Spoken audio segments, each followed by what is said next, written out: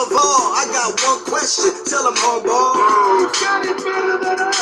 No way. And with that being said, we are back with Benched with Bubba, episode 3. Special guest. Well, he's going to be a recurring guest more often than not. You know him from UFC preview pods. You know him from MLD DFS quick hits. The one and only Dawk. How you doing tonight, Dawk? Excellent. How you doing? Good. I had to play a clip from the Harbaugh rap video. We're going to talk about that later, but with the blue and gold, we're going to kick off this podcast with Deflategate talk. I had to bring my New England Patriot man and the blue and gold of Tommy Brady finally giving in, and some say giving up. I'm going to let you have the forum on this. What do you think about this whole bullshit situation? It is what it is. That's what it is bullshit. It's just, you know what? Actually, I was listening to an interview and Peter King said it best that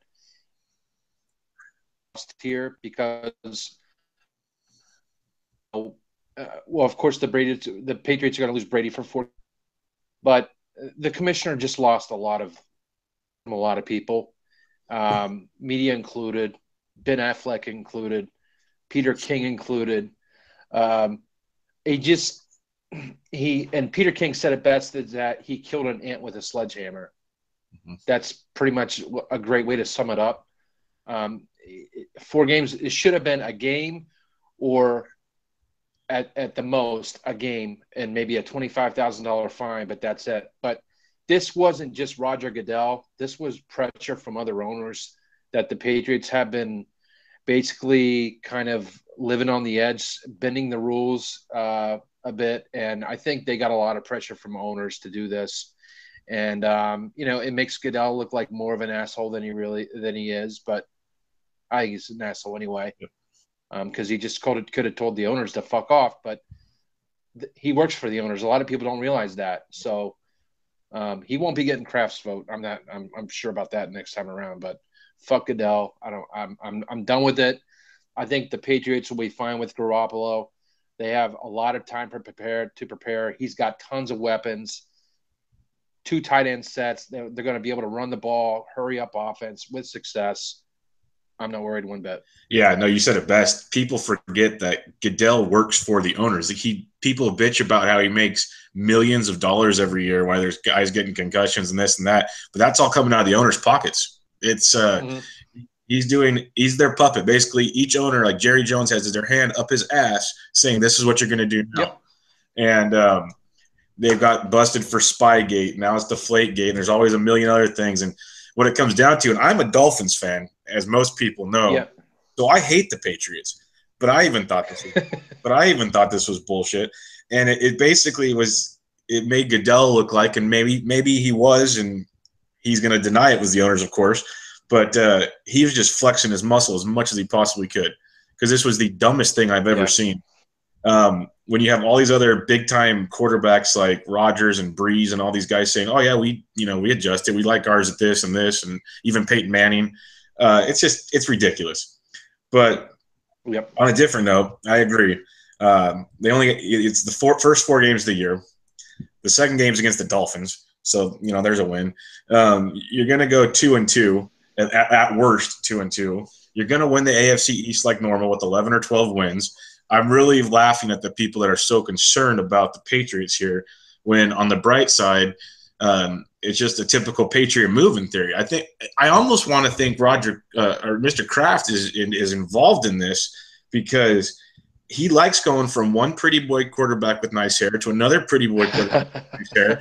And he's just grooming his next successor, looking, look how great I am. If Brady goes down with another injury, I got the next best thing, the next pretty boy. Much tougher name. You go Bledsoe to Brady, not to Garoppolo. That's a little challenging, especially for, some of those Massachusetts accents. But yeah. I think they'll make it work. What do you think? Because the 4 games are not. It's not the toughest 4-game schedule to start out. You think 2-2, 3-1? What are you thinking?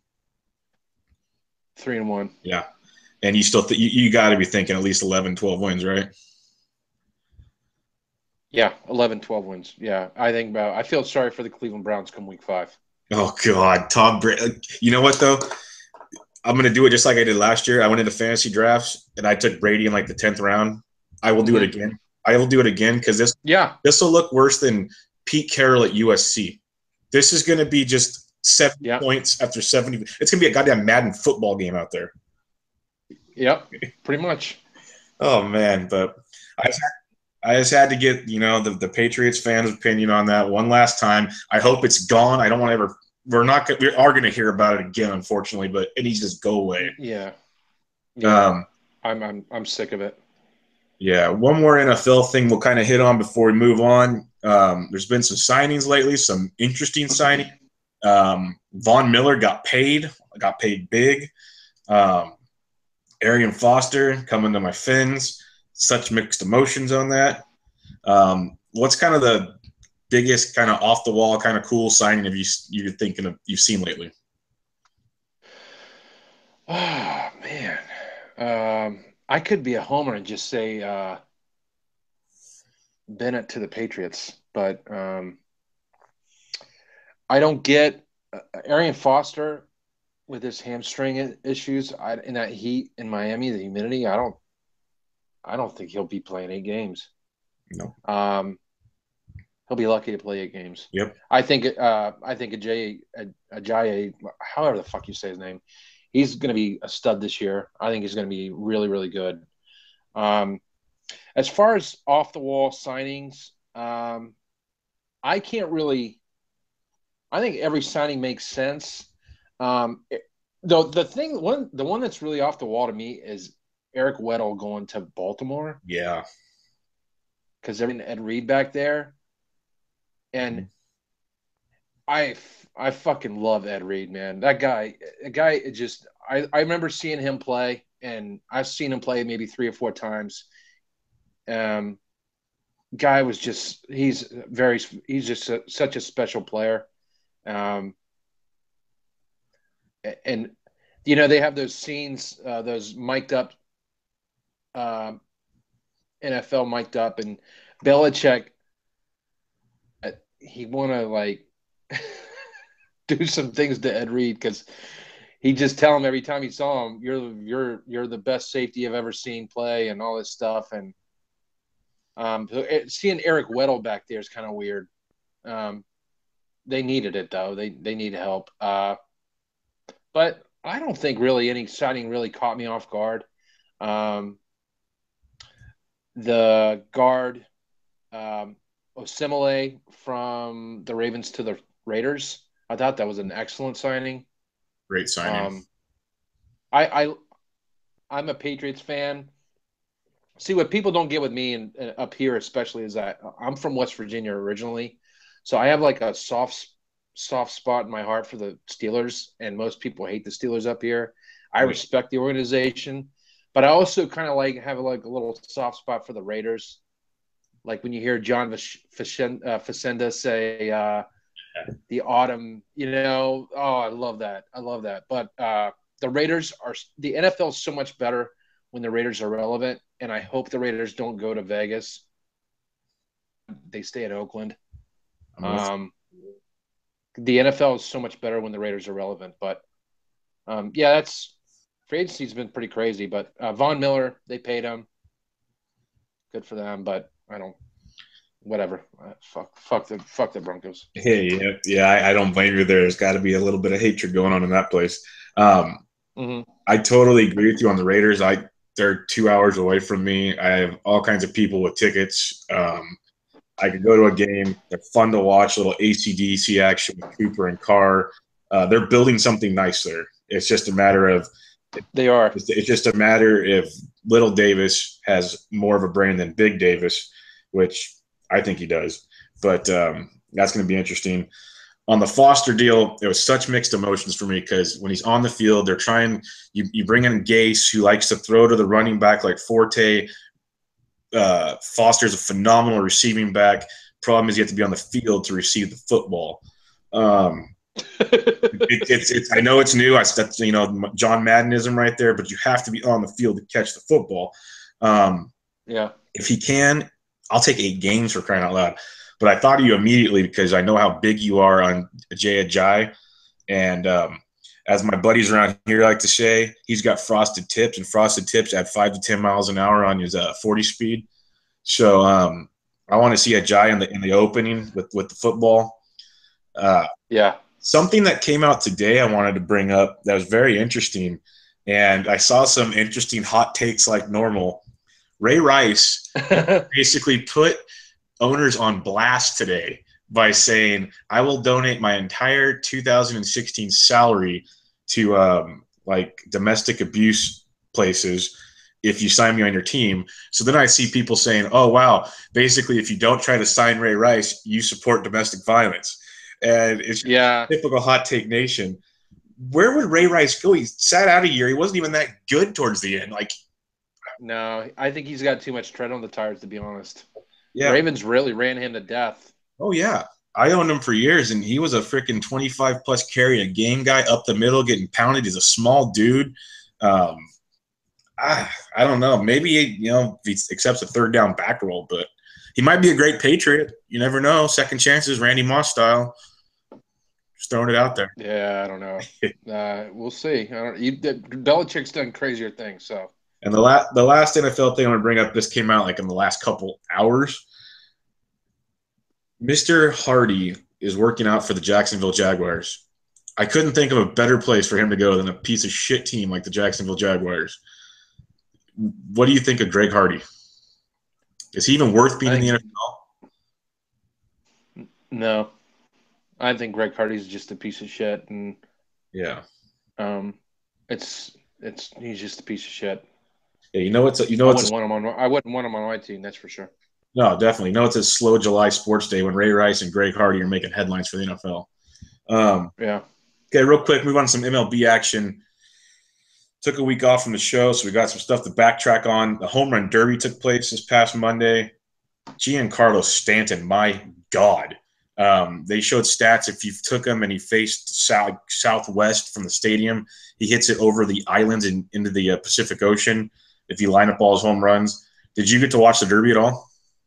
Yes, I did. I thought the way they did it this year with the time limit and everything, I thought Major League Baseball nailed it, and I thought it was excellent. I thought it was a lot of fun to watch, and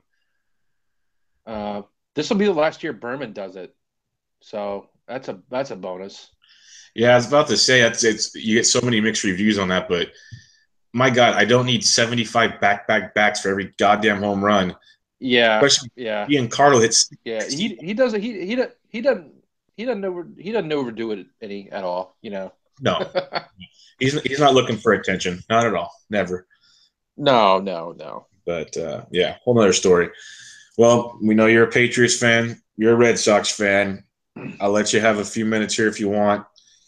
What do you think of their first half, and do you think they're going to hang on? I know that they're looking at picking some guys up. They just picked up Pomeranz, who's the team from the Bay Area, just beat up last night, but they still won because Matt Cain sucks. What are you thinking? I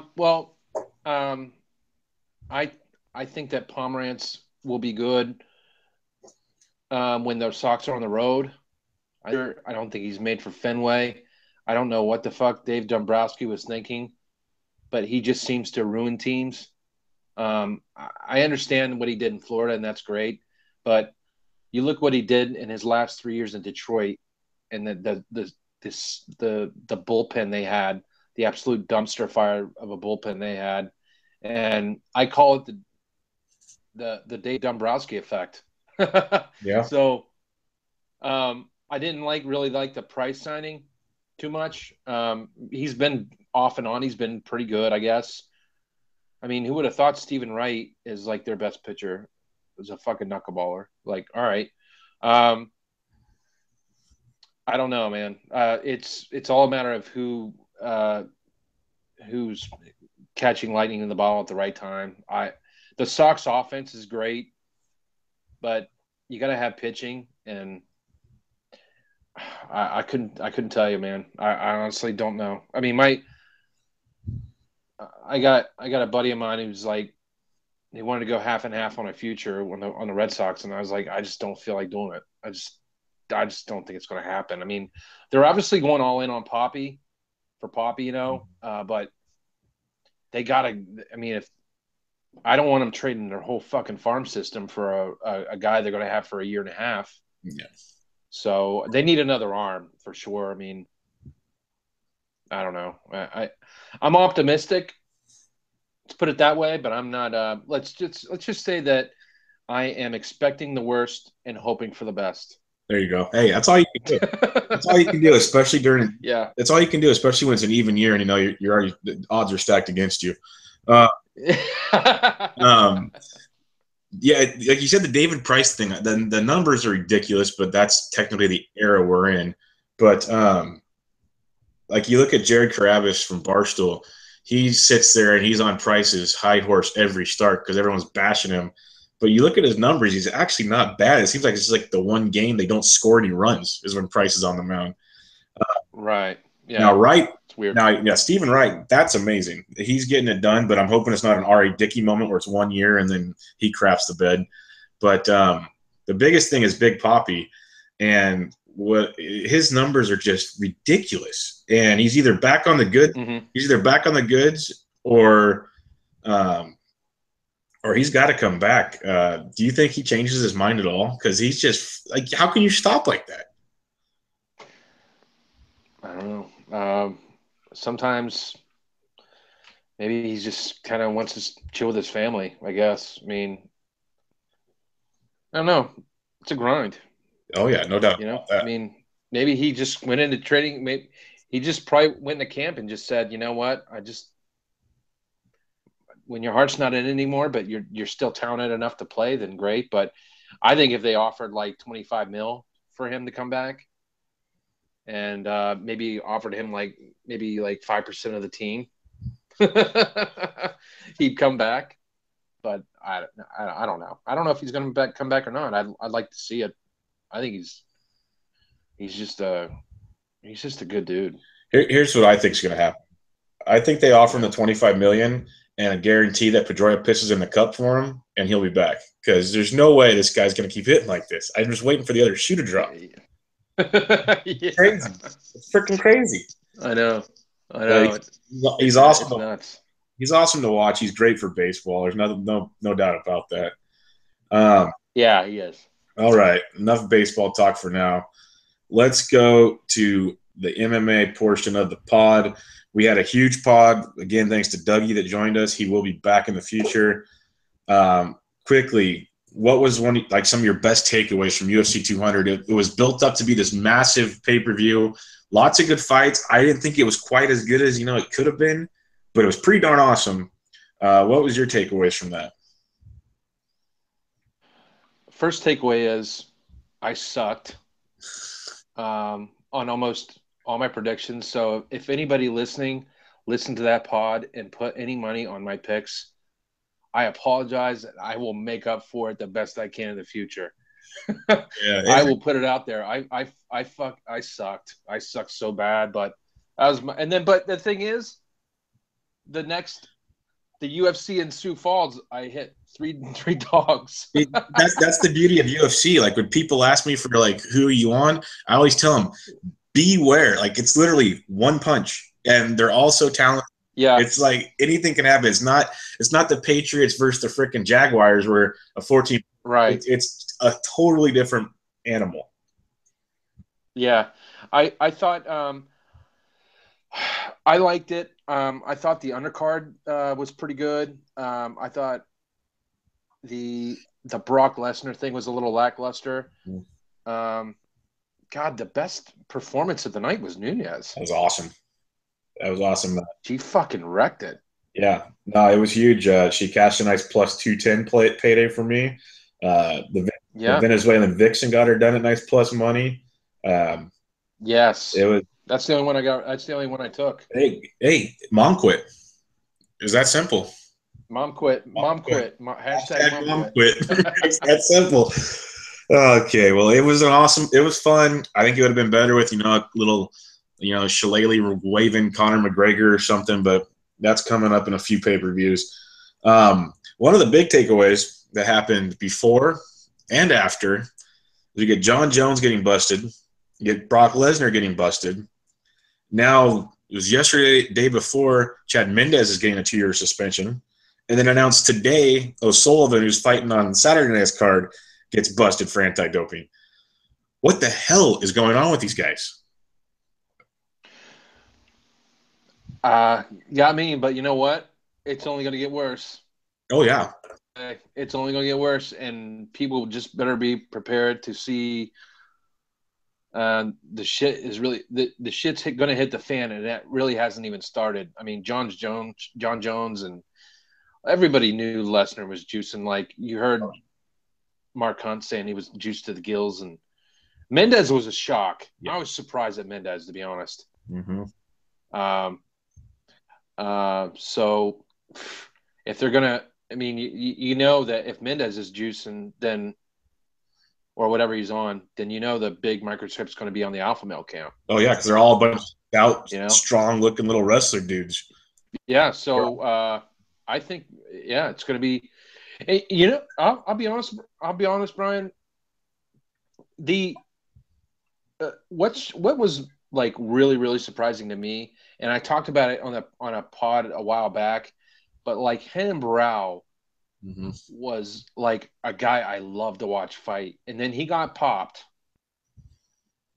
Shit, he sucks. Well, there is proof, Doc. There is proof that these steroids help your fighting ability. No doubt. No doubt. Yeah, no, it's crazy. Like, you know, there's a guy I'm waiting for, and it has like it's like you said, Lesnar. That's Captain Obvious. Like he should, like literally, I'm trying to get George Sports to do it, and he hasn't figured it out yet. I want the cock tattoo on his chest turned into a syringe, and for a picture. I think that'd be great. Because look, the guy was 265 shredded. Like it was scary, and Jones just has issues. And Jones and Lesnar, it's come out, were busted for the same thing, same exact drug. The guy I'm waiting for, and all of a sudden his name is skipping my mind. We talked about him on a pod a while back. He was fighting Jacare Souza, Mr. Poopy Pants. Big old muscular Brazilian dude. He won. He's coming up for a title shot, I believe. What the fuck's his name? That's going to bug me. Big old ball guy. Shit his pants a couple fights ago. Beat Jacare Souza. Yoel Romero. Yes, him. How is that guy not on steroids? He's fighting at like 185, and he looks like he's 300 pounds shredded muscle. Well, he got somewhat popped, but it's under like appeal right now, or some shit. I don't know the whole story on it, but Soldier of God, Soldier of Juice. Yeah, because I remember you mentioned he did get something, but it like got swept under the rug, and he was already scheduled to fight again and stuff. It was baffling. Yeah, I don't get it. Yeah. Now talking about USADA right now, this was interesting. Chael Sonnen just registered with USADA today, which means he's thinking about returning to the UFC because the way I understand it, all the other fight organizations don't use USADA. So there's no other reason to do that unless you're coming to the UFC. My guess is he wants a piece of Anderson Silva one more time. Man. Which, that could be really entertaining. I'll give it a look. I'll watch it. Dana White will be just counting more billions of dollars. Yeah. What do you think? Does Chael Sonnen even stand a chance? Or is this a cash grab? Cash grab. I think he stands a chance. I mean, if he's working out, if he's staying in shape. Anderson Silva is like a shell of what he was. You know, it's sad. Like, I'll be honest with you, I was really disappointed in that whole fight with Cormier. And Cormier, everybody's booing Cormier, and I understand that Cormier had to do what he had to do, but it was pretty disappointing to see Anderson Silva like that. And he looked out of shape. Yeah. When he walked in the octagon, and it was like, guy looked like I don't know. He looked like a Hoist Gracie plus 50 pounds. Yeah. Like just wicked, like kind of bony and not really looking fit. Yeah, like those flabby because I remember seeing him at light heavyweight against Forrest Griffin. Yep. And he looked shredded. Like cut. But Nah, it's depressing, man, because I really respect Silva. I think he's one of the greatest of all time, but I hate seeing fighters go out like that, you know? Yeah. Well, the good thing is he's not going to go out like that. I think he still has like 4 or 5 more fights on that contract he signed. He's getting a fatty payday. The one takeaway from that fight is, DC did what he had to do. Fair enough. It is what it is. Yeah. I hated that forever with James Shields. Literally, he dry humped you for 3 rounds. That's all he ever did. Right. But the one takeaway is Silva, when they were on their feet, looked really, really good, especially in that 3rd round. He did. I know they weren't on their feet for long periods of time, but that's because DC knew, I think, he was screwed. Like Silva, especially in that 3rd round, Silva went for broke when he had his chance, and it got interesting for a little bit there. It did. Like I was starting to pull for you. I didn't put any money on it, but I know how much you had. Not how much you had on him, how much you liked it, and I was I was pulling for you. I was looking for that upset because, like I said, DC did what he had to do. I get it, but God, that was disappointing. What could have been in that fight? Yeah, you know what? I felt that with all the distractions going on, that DC had to deal with, the up and down, how focused was he going to be on the fight? And I thought someone could tag him, you know, and oh well, it is what it is. All right. Speaking of, MMA and fighting and whatnot, Bellator had a big fight card last weekend, and you brought this to my attention Monday morning, and my God, I looked it up online. Michael Page, with a jumping knee, caved in the skull of Evangelista Cyborg Santos. Yes, the husband of the female fighting male fighter Cyborg. Literally, this dude's head cracked the front of his freaking skull. They have a GoFundMe account online to raise money for his medical bills, even though Scott Coker from Bellator now said that they're going to pay all his medical bills. Thank God, because this guy's going to be lucky to live a normal life. He got destroyed with a knee to the head. My God. Mm-hmm. I'm glad you brought that to my attention. I don't even know what to talk about on it, except people need to look that up, because I'll try to put a link on the write-up for this pod to check it out, or at least a picture of the dude. He already had a big, goofy noggin to begin with, and fuck. Not good. Oh, yeah. Like you said, Page is the real deal. You've been saying he's coming to the UFC sooner than later. He will. Okay. Yeah, he's the real deal. Let's get to we're not going to do a special pod for UFC on Fox. It's Saturday night in Chicago, but we will preview some of the fights real quick. We'll just do let's do the main card real quick. We have Felice Herrig, the Lil Bulldog, 10-6, versus Kaylin Curran, 4-2. God, these are actually pretty good looking women right here. I'm sorry. Sorry, not sorry. What do you God, the fight card's like, it's top heavy and then it's just kind of scattered around interesting. Do you guys have a take on this fight? No, not really. I was mainly looking at mainly looking at the top two. I'm actually really looking forward to seeing the third fight. It's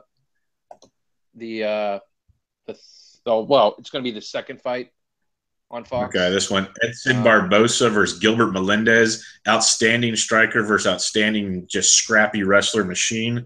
If anybody doesn't know, Melendez fights out of the 209 with the Diaz brothers, and Barbosa shocked many against Anthony Pettis recently as he keeps developing that insane striking game. I believe that's the fight you're referring to. No, I was actually looking forward to that. I'm looking forward to that fight. I'm also looking forward to Nagano, the Cameroon guy. Gotcha, against Bojan. Yeah, the heavyweight. Oh, someone's gonna get knocked the fuck out in this fight. Well, Nagano is like a -700 favorite. Yeah, he's sick. He's an up and comer. I've seen 2 or 3 of his fights, and he's legit. He's good. So you're saying he's gonna win? He should win it within 2 rounds. He should. Outstanding. But the Melendez fight, I'm looking forward to too. I'd really like to take a shot with Melendez, but I'll probably leave it alone because he's been out of the octagon for a year. Yep. Yeah, he got suspended for PEDs for a year, so this is his first fight back, and I believe his last fight was a split decision or a loss to the now champ. Yeah, they've all been close. All his prior 3 losses have been really, really close. I'm actually just looking forward to it. It's going to be a great fight. It's going to be a great fight. I'd like to see Gilbert get the W, but I'm probably going to just enjoy it. Yeah, no, this is going to be. It's really, if Melendez can make it dirty and nasty and keep it close and inside and get it to the ground, obviously favors Melendez. If Barbosa can keep his distance, pick his strikes, spin around, do his thing, it obviously favors Barbosa. Sure. It's going to be a really good fight. I'm almost more entertained to see the corner of Melendez because you're going to get 1 or 2 Diaz brothers. You're going to get you know it. You're going to get Shields. So just the shit talking from over the fence is going to be outstanding. Why Melendez just gets Melendez is like another version of Diego Sanchez, but better. They both like to get blood. Yeah. They both like to get bloody. They both like to get that snarl going where his blood bubbles come out of their nose. And they're great fighters. He was a stud at Bellator. That's who he lost to, was Alvarez in his last fight, I believe. Yeah, I don't know what the line is on this, but should be an outstanding fight. Sure, definitely. And the main event, which you really wanted to talk about, is Holly Holm making her first attempt against Valentina Shevchenko. Holm coming off the loss to Tate. Shevchenko lost to the new champ, Amanda Nunes, recently. What do you got on this one? Man, I really like Shevchenko. I like Shevchenko in this fight. I do. Shevchenko's got outstanding cardio, outstanding Muay Thai. I think it's a pretty bad matchup for Holly. I do. Shevchenko is very, very strong. She's solid. I just don't think that this is somebody that Holly Holm's just going to sit back and be able to pick apart. Nope. And Shevchenko, Holly's the better boxer. Shevchenko's the better kickboxer. And then I think Shevchenko's Muay Thai can be the difference. And I mean, let's just go back. Let's just rewind a bit to when Nunes fought Shevchenko, and we both liked Nunes in that fight. That was our best bet of the night on that UFC pod, correct? Tell me when you were watching that fight, you weren't a little nervous. Oh, that's what I was going to say. I was listening to the new UFC pod that comes out twice a week with Norton and Matt Serra, and they were talking to Brian Stan, and they all agreed that if that would have been a 5-round fight, Shevchenko wins round 4 and 5 and wins that fight because Shevchenko's got outstanding cardio. She was all over Nunes by the end of that, and Nunes held on by the skin of her lesbian teeth. Yep. I think, man, it's so weird how, like, everybody knows that styles make fights. Like Holm was a bad matchup for Rousey, for Ronda Rousey, and then Nunes was a bad matchup for Tate. I mean, I thought Tate was going to fare pretty well, but man, Nunes is striking. And then when they just 15 seconds into the fight, I was like, out, choke her out, whatever. But yeah, it was bad. But Nunes was impressive. But that just people need to keep in mind that I take a look at it this way also, and I really don't factor this into my decision at all but you just think about this. Nunes was a -110 favorite. There was a pick'em. It was -110, -110. I think maybe Nunes closed -120 favorite. Yeah, pretty close. Shevchenko was +100, right? And Miesha Tate beat Holly Holm, although Holly Holm was pretty much had control of the fight. But Tate got her down, and that was it. Tate beat Holly Holm, and now Holly Holm she opened up like a minus 400 favorite, and I think she's down to, I don't know, I haven't taken a look at the odds yet, but I know they're coming down. But like if you like Shevchenko, I'd probably jump on it now. Yep. Yeah. No, I agree. When we did the preview pod for Holm versus Rousey, you were all in on Holm. It was value for sure. I've never been a big Holm fan because if her opponent is smart enough, which I think they're all smart enough, it's just a matter of execution, does not stand and strike with her, she really isn't that good anywhere else. Like she can hold her own. She can hold her own on the ground a bit, but when you got a Muay Thai fighter like Shevchenko, if she can just get her inside, get her in the clinch, stuff like that, it's a different ballgame. And you saw it with Nunez and Tate because Tate's a really good wrestler, but I don't think Tate's much more than that, in my opinion. And Nunez just took it to her. Holm, obviously heavy favorite. Would I be surprised if Holm won? Not at all. But I think this is a much, much closer fight than Vegas is thinking. And that's kind of what you're saying as well. I wouldn't mind sprinkling something on Shevchenko. For you MMA DFS players, side note, I think she's a great play for value because if it goes 5 rounds like it should, she'll get you a ton of points, win or lose. Absolutely. Yep. Throwing it out there. But yeah, I think that's great. One last side note before we move on from UFC on Fox, I want to mention to some, they're kind of new to the UFC thing and trying to feel out if they like it. This is a great fight card for the prelims and everything. It's a bunch of lesser known guys, but a bunch of very talented guys that are trying to make a name for themselves. Like you have a former tough winner and Usman fighting. You got Elkins fighting, Sands. There's a lot of really good young fighters. Give it a watch. It'll be a lot of fun on Saturday night in Chicago. Definitely. And you know what? Yeah. I'll be honest with you. I thought the Sioux Falls card was outstanding. I thought it was awesome. Yeah, outstanding. Yeah. I like it. And the more – what's that? I was going to say, I like a lot of those cards. Like we were saying with UFC 200, we liked the prelim cards because the main event, the main card was a bunch of big names, but, they're big names. Doesn't mean they're great fighters. They're not great matchups. Yeah. You see these young kids, and it's something different about them. Right. Yeah. I totally agree. Yeah. We may or may not touch on UFC 201 next week. So just in case, there are some better fights than I thought the more I dug at it. But just real quickly, let's just talk about the main event because I know you're feeling on this, and I want you to get it out just in case.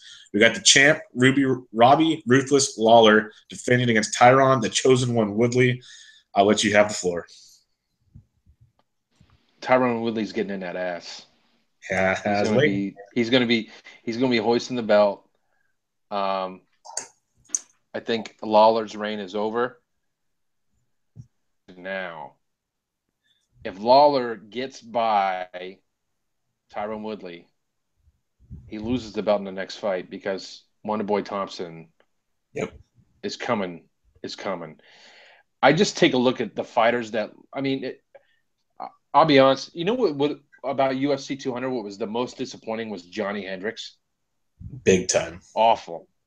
And you look at all these fighters that Lawler's beaten, and these guys have gotten a piece of Lawler, and Lawler's been somewhat fortunate. Yep. But you got Rory McDonald took him to the brink, and he finally broke Rory's nose, and that was it. But Rory got manhandled by Thompson. I just think Woodley's just faster. I think he's the better wrestler. I think he's the better striker. You got to go with Woodley here. Lawler's been in so many wars, and I respect the hell out of him. I really do. I just think his reign's coming to an end. If it's not this fight, it's definitely the next fight. But man, the welterweight division's like loaded. It's loaded, but you're looking at all these guys, man, that Lawler fought, and the aftermath of what they're doing afterwards. They're really well. That's true. And I think Woodley. I think this is his time. He's finally going to get the shot. He should have got a shot maybe a year or two ago. He's finally getting a shot, and good for him. And I hope he cashes in on it. Yeah, no, I'm a huge Lawler fan. I know you said you are too. Um, I saw him live on UFC on Fox of San Jose when he went the distance with Brown and beat him in the 5th round, essentially to win it. Brown broke both his hands in that fight. Um, the one thing Lawler does is he puts on a show every time he's out there. It's a bloody war, but Yeah, eventually yeah, that jaw's going to give, and it's just going to go bunk, and it's over. And Woodley's got yeah, That's just a striking. Woodley's an outstanding wrestler, and yeah, Lawler, big time. like you said earlier, styles make fights. Lawler has to keep it on the feet. He's not going to the ground. If it gets to the ground, it could get really interesting, to say the least. Uh, Hmm. yeah, extreme value on Woodley. Extreme value. Um, as much as I'd like to see Lawler keep winning, I agree. If it's not now, it's next fight because these kids keep getting better and better, and he's just getting older and older. And you know how time finally wears on you. It's not Yeah. going to work out much longer. But hopefully, we'll touch on more of 201 at a later date and time. Let's move on to some goofier stuff. Enough with most of the sports for now. I got to get your opinion on this because I am just baffled by it. We're about the same age for the most, pretty close. What the fuck is with Pokemon Go? I don't know, man. You know, I was dog sitting. My wife and I, we were dog sitting this weekend for our friends. They were in Houston for a wedding, and she went to go take the dog for a walk, and I stayed with my son. And um, earlier in the day, there was a kid with a scooter, and he parked right outside my front yard in the street, just looking at his phone. And I'm like, and my wife and I were like thinking like, oh, he's got to be doing fucking Pokemon Go. Well, oh yeah. So as my wife left to go take the dog for a walk, she goes down the street and cuts a corner, and this like white truck like pulls up on the curb. There's got to be a fucking Pokemon in our house, but nobody's getting the motherfucker. You know what I Nice. should do? I hope I. You know what? I almost actually when I was getting my son ready. Um, I get my son ready in the morning and stuff, and take him to daycare. And it just kind of like thought in my like it kind of blinked in my head a little bit. And you're gonna see this too. I'm telling you right now, you're gonna see it. Like, what if I downloaded Pokemon Go on my iPhone, which I have not done and I will not do? Amen. What if you downloaded Pokemon and you saw this wicked rare Pokemon figure? Whatever. I don't even understand. I don't even know what Pokemon is. So whatever. But what if it was this rare dude that was in your house and somebody wanted him? You could like auction it off. You'd be like, Hey, and you know what? And people are fucking so crazy about this game, and people are so nuts about this game that they'll pay money to come in your house and get this fucking Pokemon, now, whatever it is. now that is an idea that I can get behind on this whole thing. Like, Yeah, I, the one positive I'm getting out of this just by watching it and seeing all the hype and blah blah blah is it is getting people out of their house. They're walking around. They're doing stuff. yep, They're just kids sitting on their ass playing PlayStation. I get that. That's a great thing. Congratulations. The parents are loving that now. Come middle of next month, when their data bill comes in from their cell phone, I have a feeling they're not going to be big fans of Pokemon Go because right. I heard it drains the crap out of their battery. Usually, when a battery is getting drained like that usually means your data is getting used pretty heavily. Um, Yeah, so that's a bad one. I'm laughing at people. There was people down by San Diego that fell off a cliff trying to chase a Pokemon. yes, I've yes. seen people fall into like oceans, parked cars. The best parked car one was somebody driving trying to catch a Pokemon ran into a police car. Now that's a good one. Look that one up on YouTube. It's very funny footage actually of a police officer getting hit, his car getting hit by someone playing Pokemon Go. So It's just another distraction too. yeah, Like but, it's crazy. but what I wanted to get to, and then we'll end this Pokemon discussion, and hopefully it won't be a thing in about a month or two. From back when we were younger, because this is technically, I guess, when some people were younger, about 15 years ago or whatever, when we were younger, what game do you want to see brought back? Like they brought back Pokemon, like because like recently I saw a thing you can buy an old Nintendo game thing for like $40 that has like 60 of the old games on it, and that's all. But like, what kind of thing like could they make an app of that you could have on your phone? Oh man, that's tough. Yeah, That was I love Nintendo. Oh, dude, I saw that. Like, it's awesome. I'd have to say three games, and if I could play them on my phone, I'd like be loving life. One was Ring King. Nice. The next one is Tecmo Bowl, of course. Oh hell yeah! And then third would be Baseball Stars. Yeah, you hit it on the head. That was awesome. That game. I fucking love Baseball Stars. Baseball Stars was the best. I remember my cousin got that, and we were playing Bases Loaded. Oh yeah. And you remember the guy from Bases Loaded? He was on New Jersey. His name was Paste. And like every time he hit, we'd be like, Paste makes waste. Like the guy just fucking hit. He never hit a home run though. He'd always hit like a triple, double line drive, you know. And then you had the New York team that had Oko on it or something. Yeah, they had some goofy. Oh no. Yeah, they had some goofy names, but Baseball Stars was a fucking phenomenal game. For back in the day, back then. Yeah. Baseball Stars was a shit. Oh, it was the best thing you had out there. Like I love all these kids now going, "Oh, RBI baseball, RBI baseball. It's the coolest old game ever." No. Keep going back. It's back there. Yeah. Keep going. But by the way, in RBI baseball, I pitched a perfect game with David Steeb from Toronto. Oh man. That should be on your Twitter profile. It should. Oh shit. Okay. Side note again. We talk TV once in a while. I know you're a big Fear the Walking Dead. I just finished up the first half. We've been moving a lot and finally finished that up recently. What do you stellar. They did an outstanding job. I was like the first season, I was kind of like, where are they going? Where are they going? They kind of got good towards the end, and this season just killed it. Absolutely killed it. It was amazing. Yeah. Yeah, loved it.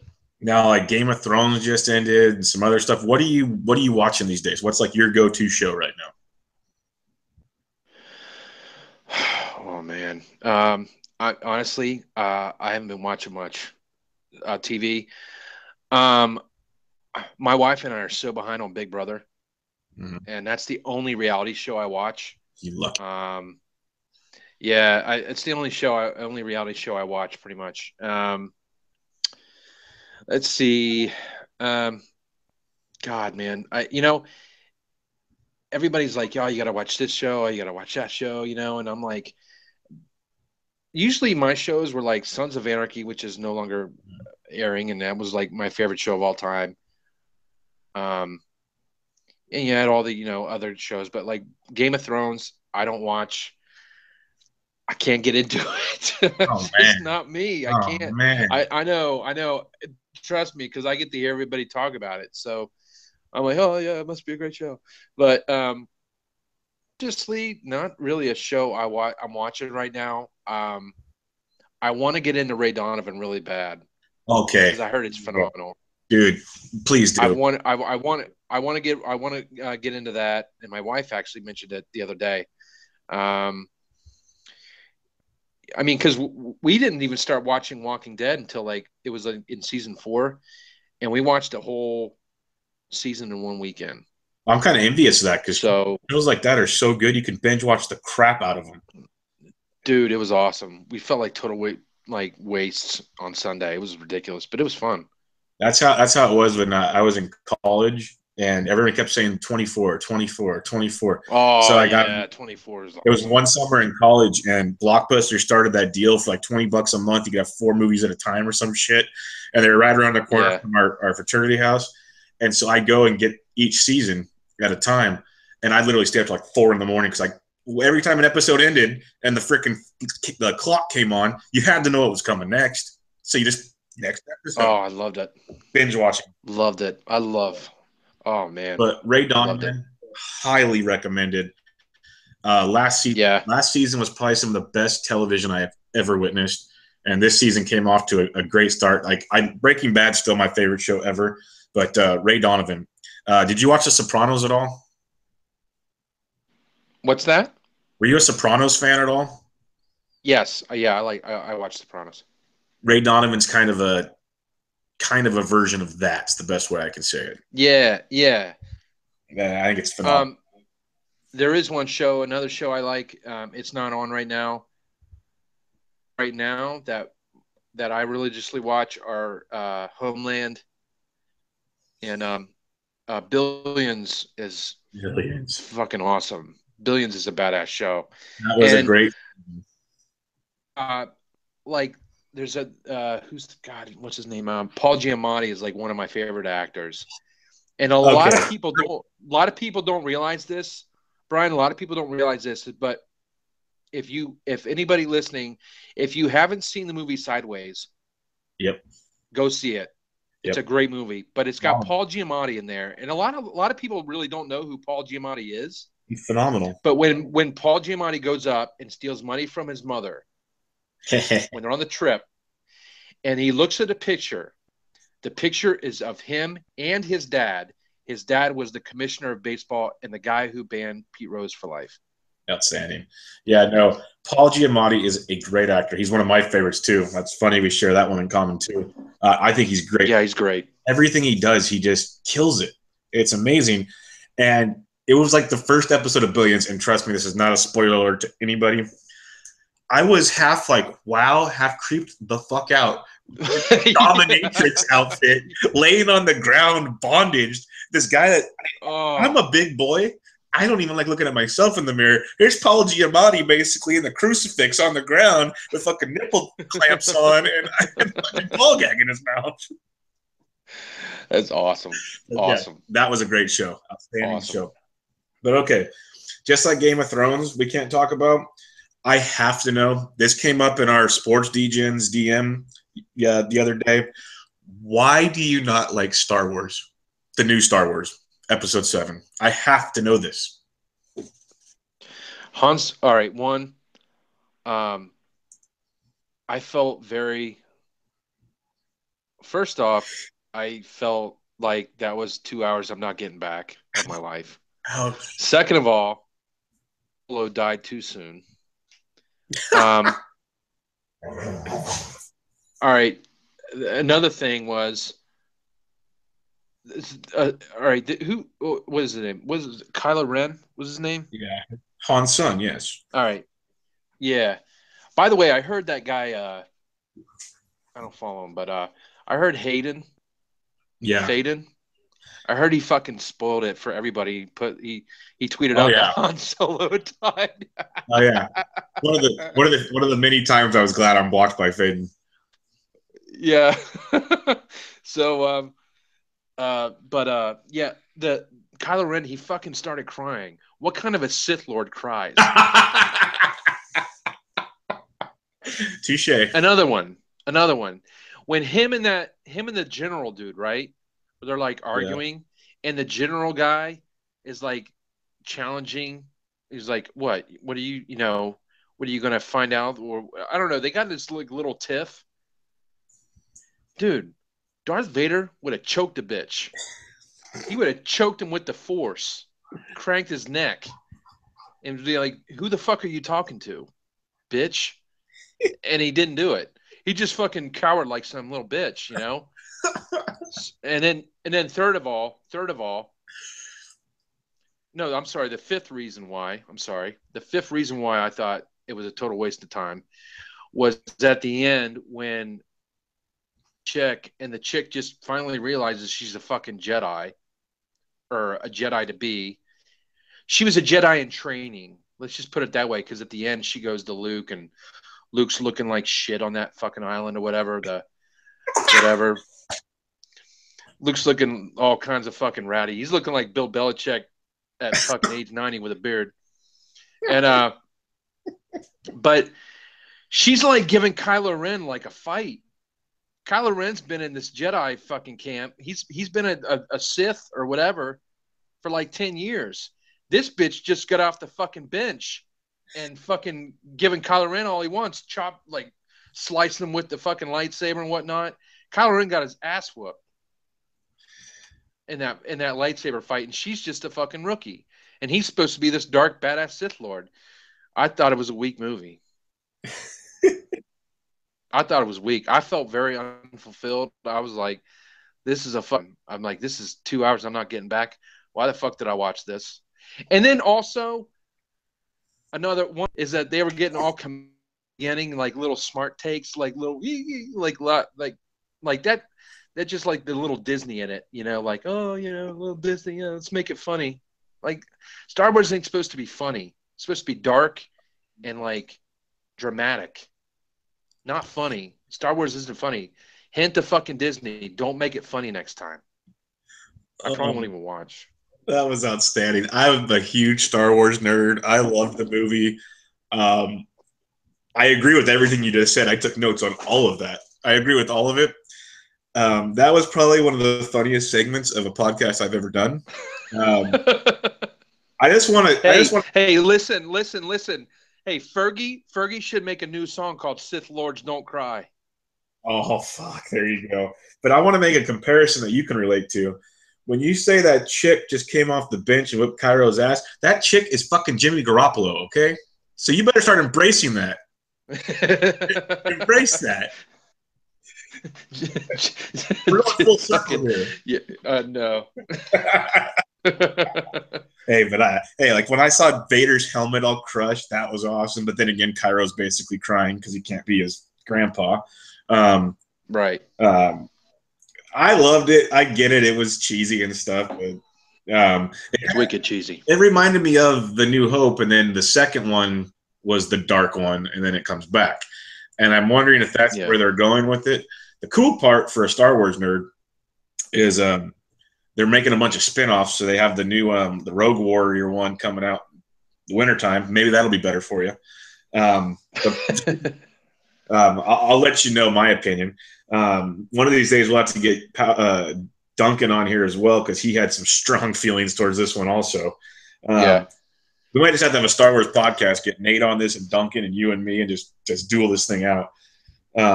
My God, that was something else. Okay, a couple quick things. We opened up with the Harbaugh rap video. That was just one small portion. It was 2.5 minutes long. Basically, who's better than us with this rapper I've never heard of, but I don't do another rap.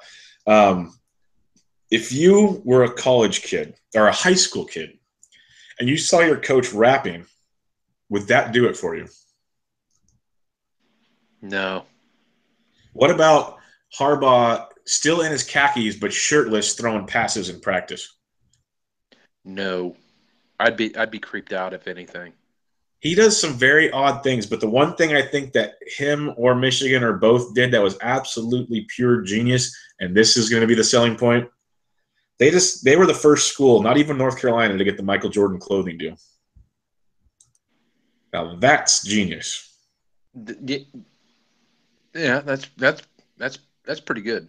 Yeah, I think that's going to be the trick. But I had to bring it up because that Harbaugh rap video makes me laugh. He goes out on so many ledges talking shit to the SEC, this, that, and the other. If I was him, I'd be more worried about trying to beat Ohio State before challenging the SEC. But that's a whole other thing. I'll bring that up. Last quick tidbit I'm going to mention real quick.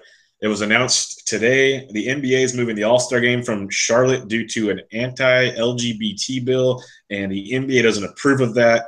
Mr. Hot Take himself, Clay Travis, already said, hey, NBA, are you going to get rid of your games in Mexico because they do a bunch of unruly things down there too? What do you make of the NBA all of a sudden having a political and religious and LGBT stand? Like, are they going to let every little decision control what they do from now? I don't get it. I think just play your games. Your team earned the game. Let them stay there. I don't get it. Well, I know Mike Krzyzewski said the head coach of Duke said something like he was embarrassed that all that shit was going on. Personally, yeah, I don't know. I just think I tell you a main thing in this country is that everybody's always worried about what somebody else is doing or, hey, we're going to do the right thing. Well, they're passing this bill, or they got something going on, so we're not going to do it. Like, didn't they threaten to like move the Super Bowl out of Arizona one time because of the God, I can't remember. It was the Mexicans thing. Yeah. The immigrants. Yeah, the immigrant law. But I mean, I don't know. Clay Travis is I don't know. Clay Travis, if you're looking at anything, if you want to listen to Clay Travis on anything, just check out his plays that he tweets and fade him. Exactly. He'll be gold. Yeah. Hey, you know what? The NBA has a right to do anything they want. NBA, honestly, not David. God, I'm thinking of 90210 David Silver. Adam Silver is very, very, very sensitive when it comes to like racism and equality for everybody and stuff like that. So I think that's just the way he is, and he doesn't want to go to a place that, doesn't treat everybody the same. So more power to him. He's the fucking commissioner. He do what the fuck he wants. But I mean, to me, I don't care I don't care where it is. I mean, it's just me, but I think he has the right to do whatever he wants, and good for him. If he feels that way, and he says my league isn't going to stand for this shit, then good for him. I think Silver's a great commissioner. I think he's a fucking model commissioner, to be honest. No, he's done a great job. He's trying to clean up a messy. Well, all these leagues are messy now, but and I agree. He's done a great job. I have no problem. It's his decision. He does whatever he wants. I agree with his take on it. Everyone should get treated equally. That's a whole nother podcast we could do on everything that's wrong in this country right now. Yeah, right. It's an absolute mess. And I think, I haven't delved into the law of what they're fighting on right now. But just the headline alone is all I need to read for now. And it's a sad situation for Charlotte. Maybe we can talk to Kevin and see he lives over there and see what he has to say. Yeah, it is sad. It is sad. It's sad. It's all sad. What the sad country's coming to, and I just totally ruined a great pod by freaking bringing a downer to the situation. No, let's go back to Star Wars talk. No, but I just thought that was interesting. It's kind of a new movement, like you said. The NFL tried to do it with the Super Bowl, but no one's really done it yet. It's only been threats, and they've actually done it. And Michael Jordan's come out saying they support the move. We appreciate the chance, but we understand what the league's doing, and we support the NBA. It's very interesting, and I guess the main reason I wanted to bring it up is I want to see what this leads to, because there's so many more things that can take place now with all these issues coming up, and that one of the major sports stood up to something like this is really, really interesting in my opinion. And it could lead to a lot more. I guess that's where I was going with the whole questioning there. Yeah. All right. Well, that was outstanding. We got a little bit of everything covered in this. Again, Doc, thanks for joining. Doc will be a regular on this. Not all the time. We'll get other guests, but he'll be on way more often than most. Just talking everything. Any last words, Doc? No, not really. I think I'm pretty much talked out. Yeah, I'll say we did it for a little over an hour, so we should have covered almost everything. Thanks again for joining. We'll do this again. This was episode 3 of Bench with Bubba. And until next time, we'll see you guys later.